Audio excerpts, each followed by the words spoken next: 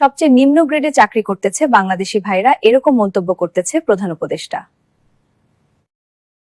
নবম জাতীয় pay scale নিয়ে এবার এসেছে গুরুত্বপূর্ণ মোড়। বেতন কাঠামোর অনুপাত নির্ধারণ থেকে শুরু করে সর্বনিম্ন মূল বেতন কত হবে, সবকিছু নিয়েই সরকারি চাকরিজীবীদের মধ্যে তৈরি হয়েছে ব্যাপক আগ্রহ ও আলোচনা। বিশেষ করে বেতনের অনুপাত 1:8 চূড়ান্ত হওয়ায় পুরো পে স্কেলের কাঠামো নতুনভাবে আলোচনায় এসেছে।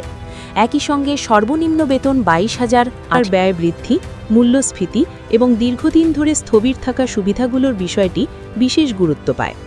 এসব বিষয় বিবেচনায় নিয়েই চূড়ান্ত সিদ্ধান্তে পৌঁছানো হয়েছে। ফলে সিদ্ধান্তটি বাস্তবতার সঙ্গে সামঞ্জস্যপূর্ণ বলেই মনে করছেন সংশ্লিষ্টরা।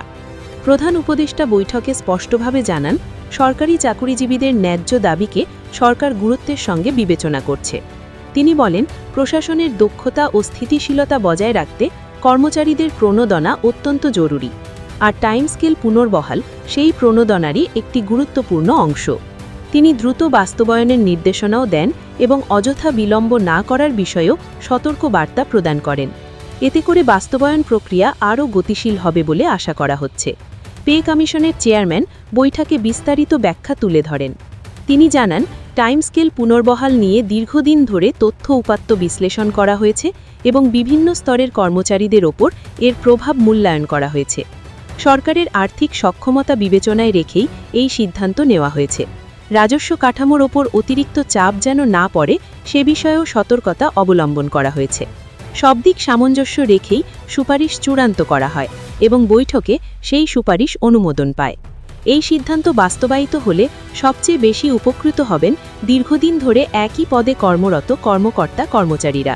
যাদের পদোন্নতির সুযোগ সীমিত ছিল, তাদের জন্য এটি বড় স্বস্তির খবর। নিয়মিত সময় পরপর বেতন বৃদ্ধির সুযোগ থাকায় কর্মজীবনে নতুন গতি ও উৎসাহ সৃষ্টি হবে। অনেকেই মনে করছেন, এর ফলে কাজের মান ও গতি উভয়ই বাড়বে এবং প্রশাসনিক শৃঙ্খলা আরও সুদৃঢ় হবে। সরকারি সেবার মান উন্নয়নেও এর ইতিবাচক প্রভাব পড়বে বলে ধারণা করা হচ্ছে। সরকারি চাকুরিজীবীদের বিভিন্ন সংগঠন এই সিদ্ধান্তকে স্বাগত জানিয়েছে। তারা একে সময়োপযোগী ও বাস্তবসম্মত পদক্ষেপ হিসেবে আখ্যায়িত করেছে। দীর্ঘদিনের দাবির প্রতিফলন ঘটেছে এই সিদ্ধান্তে বলে তারা মনে করছেন। তবে দ্রুত গ্যাজেট প্রকাশ ও কার্যকর বাস্তবায়নের ওপর তারা জোর দিয়েছে। কোনো ধরনের জটিলতা বা আমলাতান্ত্রিক প্রতিবন্ধকতা যেন সৃষ্টি না হয় সে বিষয়েও তারা সতর্ক করেছে। সংশ্লিষ্ট মহল আশ্বস্ত করেছে যে সবকিছু পরিকল্পনা অনুযায়ী এগোবে, ফলে প্রত্যাশা পূরণের পথে অগ্রসর হচ্ছে পুরো প্রক্রিয়া। জানুয়ারিতে গ্যাজেট প্রকাশের মাধ্যমে নতুন বছরের শুরুতেই প্রশাসনে বড় পরিবর্তন আসছে, যা সরকারি চাকুরিজীবীদের জন্য নতুন বছরের উপহার হিসেবেই দেখা হচ্ছে। ২৬ জানুয়ারি থেকে বাস্তবায়নের ঘোষণায় বিষয়টি আরও স্পষ্ট হয়েছে। এটি এখন আর শুধু প্রতিশ্রুতি নয়, বরং নির্দিষ্ট সময়সীমার মধ্যে কার্যকর হতে যাওয়া একটি সিদ্ধান্ত। সংশ্লিষ্ট দপ্তরগুলোকে প্রয়োজনীয় প্রস্তুতি সম্পন্ন করার নির্দেশ দেওয়া হয়েছে। বেতন কাঠামো, সফটওয়্যার ও হিসাব ব্যবস্থায় প্রয়োজনীয় পরিবর্তনের কাজ চলমান রয়েছে। সব মিলিয়ে বলা যায়, জানুয়ারির গ্যাজেট ও টাইম স্কেল পুনর্বহালের সিদ্ধান্ত সরকারি চাকুরিজীবীদের জন্য একটি গুরুত্বপূর্ণ মাইলফলক। এটি শুধু আর্থিক সুবিধাই নয়, বরং দীর্ঘদিনের অবহেলার অবসানও নির্দেশ করে। প্রধান উপদেষ্টা ও পে কমিশনের এই উদ্যোগ প্রশংসার যোগ্য।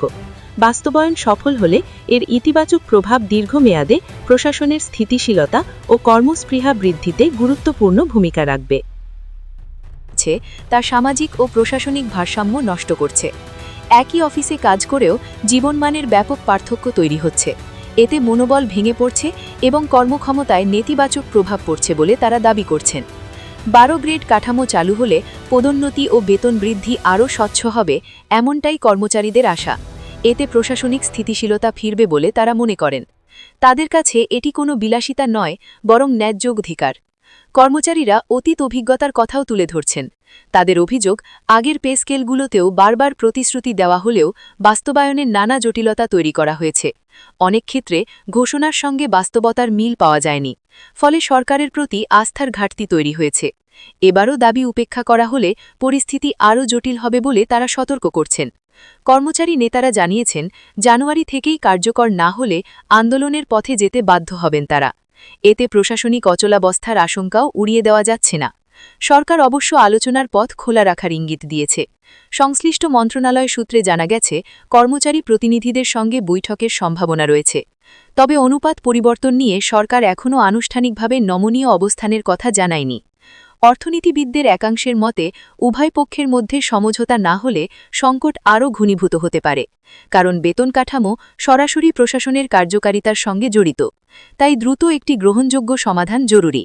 এই পরিস্থিতিতে সাধারণ সরকারি কর্মচারীদের মধ্যে মিশ্র প্রতিক্রিয়া দেখা যাচ্ছে। কেউ মনে করছেন অন্তত নতুন পে স্কেল বাস্তবায়ন শুরু হওয়াই বড় অগ্রগতি।